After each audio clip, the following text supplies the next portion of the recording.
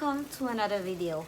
And to this video, I'm going to show you how do I trash our garbage here in Japan.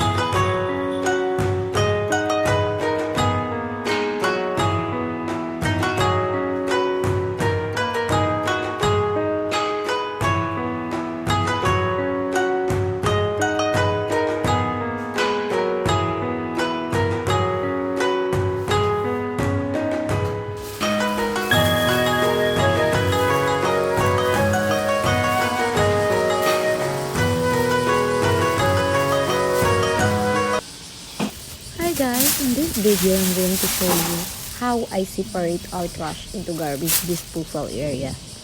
Here in Japan guys, there are two ways of disposing of garbage. Number one is collection spot and number two is door-to-door collection. On this I can show you the collection spot.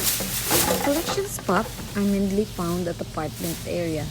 Those are sometimes found at curbside location and less densely populated places. Be sure to follow the rules and keep this place clean and tidy. So as you can see guys, this area is very clean.